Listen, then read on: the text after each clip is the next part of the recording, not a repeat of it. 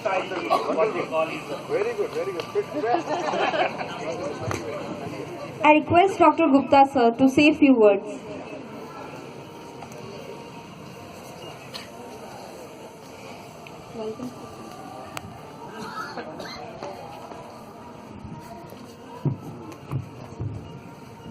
Good morning, everybody.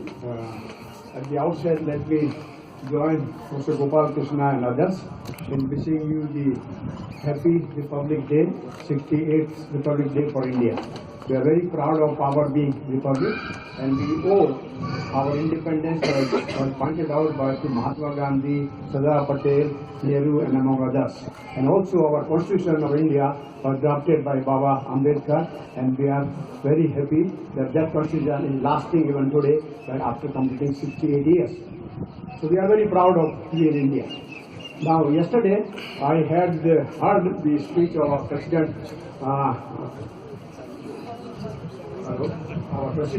where he pointed out that we are, as we know, we are the largest democracy today. Largest democracy in terms of our population. The oldest democracy is America. So we are second largest, first largest and second, first largest and second oldest democracy of the country. So we are very proud of democracy, and our democracy lately, of course, has been giving very great elections. Our elections are very much praised by everywhere in the world, and it's very honest and there's no rigging, etc. Although we have heard of cases like even in US, this time election was not that pure, and people say sometimes it is illegitimate president and all those kind of things. And that has not been the case in our case, for example. So we have stood by our democracy. That's really a great thing for us to have it. So we have a democracy which lately has been a little noisy, as President pointed out. It has been noisy, but has been still respected all over the world. And we are proud of that democracy. So we live with democracy.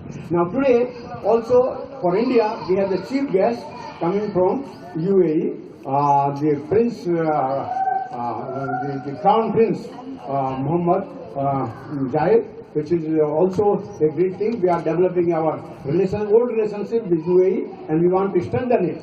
Okay, because we are neighbors and we have a lot of our trade with that kind of country. So it's good that we have a great chief guest this year in Prince of the state. So that's very happy about that. Now looking at the Indian economy today, if you look at India today, now we are, as we know, the first in terms of the rate of growth of the economy. We are really achieving growth of 7-8% consistently, for which among the largest economy we are number one. In terms of our GDP, PPP GDP, we are number 3 today, next to USA and China. If you look at the other things, like if you look at our per capita income has been little low, not a little low, quite low. We are something like $1,800 per capita, which is income per head per year in the country, which is low compared to even our benchmark country like China. China is about 5 times of us. So that is really a kind of a poor thing we have. So we have to grow in terms of our income. Besides income, even there is a lot of inequalities which are all over the world exist. In India, as you newspaper said last week, 1% of the Indian population owns something like 58% of our wealth, which is also a highly skewed kind of a income distribution. We have to improve on that. And besides that, we have a lot of poverty. About 1/4 of our Indian population is below poverty line, which is the same for us, but we have to develop. Now, looking into this kind of thing, if you look at the China, which was behind us until 1950 in terms of per capita income. Our per capita income in India was higher than China in 1950. Today, it is 5 times of India, if you look at the nominal GDP income transfer. So that is a sad kind of thing. So we have to grow. For this, we need good resources. Our productivity, see, we have a population which is second highest in the world, but our GDP in terms of PPP is also third highest, not the first kind. Okay. So that's the kind. So what the reason? Reason is our productivity of our resources is low, and productivity is low partly because the structure which we have inherited. We have a large service sector now. It's about 60% GDP comes from service sector. About less than 20% comes from agriculture, and about 20% come from manufacturing. This is little imbalance, so we have to promote our industry as our Prime Minister, Mr. Modi, is trying to do that. We have to promote our industry in order to balance, in order to protect productivity. Now, productivity is low partly because our labor or our workers or our human beings is not well equipped with the knowledge and the skill which we need.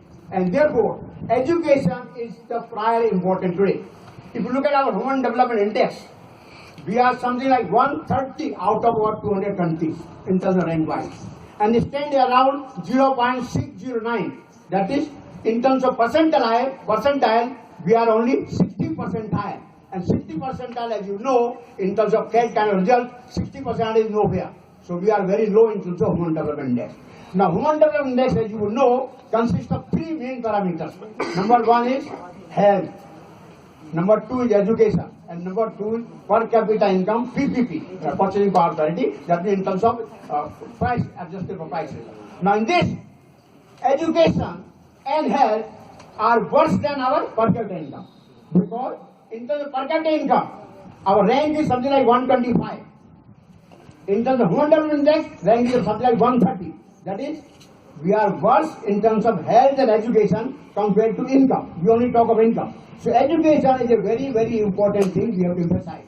And as you know, it is invest in human capital. Today, those who are doing MBA here, PGPTM, now they are investing their money, they are investing their time, and their parents are investing all these things. Now this is investment in human capital.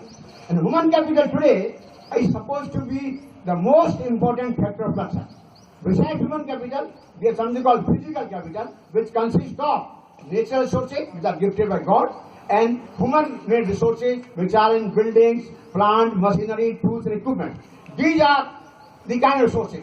Now, as pointed out, there is something called law of diminishing marginal return, which applies to physical capital. It does not apply to human capital. So, human capital, if we invest, there is no law of diminishing return. More and more you study, more and more return you get out of it.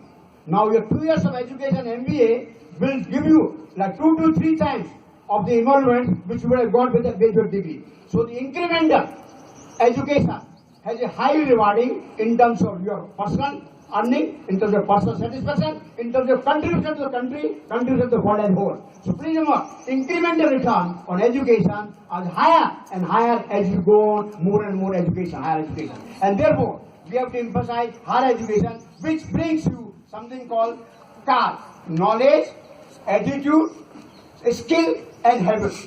These are the 4 things which we are imparting as a teacher to you. We impart you knowledge about all the fundamentals, techniques, and information which is available today. We impart you the skill in applying knowledge to solve real life problems, and we develop attitude in you so that you think like logical and you get a habit in terms of applying logic rather than believing on hunches. So instead of believing hunches, please look at real reasons and then apply these, and then you will grow faster. So skill is very important, and in human development, you remember there is no depreciation. In physical capital, land, building, plant, equipment, they depreciate year after year. Human capital does not depreciate until, of course, being 70, 80 or what. I am already 75, but my knowledge has not depreciated, it's only growing over time. So even up to the age of 80, we can go on cultivating more knowledge and impart among the other people and develop the country as a whole. So knowledge is a very important thing, skill is a very important thing, and these are the things which we learn in education. Okay, and these have no depreciation, have no law of diminishing return, and therefore it is investment human capital which we should emphasize over and above. Of course, we need investment plant and equipment without which we can operate. That's also important. So in order to increase the productivity of Indian people, in order to increase our per capita income, in order to increase our GDP, we need to emphasize human development. And one way of emphasizing human development is through education and health. Education is very important. Now coming to management education is still more important because it is versatile.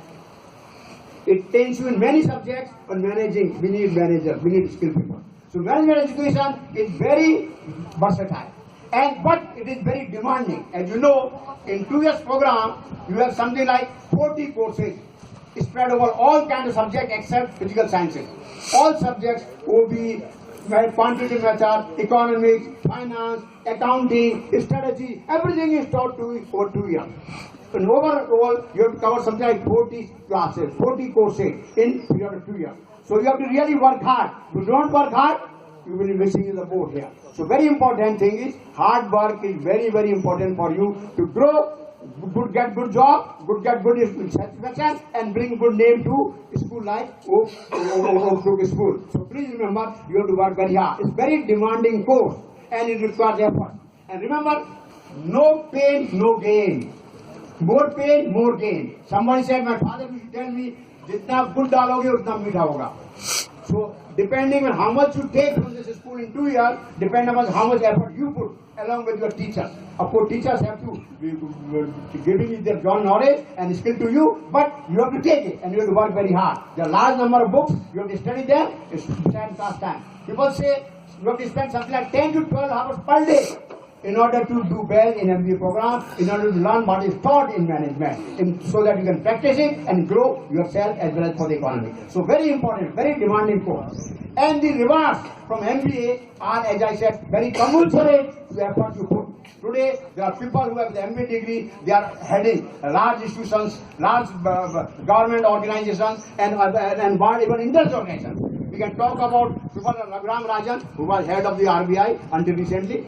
We can talk of Shikha Sharma, who is right now CEO of CMD of Axis Bank. We can talk of Ajay Banga, who is the CEO of MasterCard. And there are many other people. There Pepsi Cola, their CEO is that Indra Hegde. So these are the kind of things. Indra Niyomi. So these are the people who have done MBA. And after MBA, because they have worked hard, they have worked continuously, they have worked sincerely, they are growing up that kind. So you also, if you do very well, you can also dream of answering those questions, and I am hoping that you will really do that.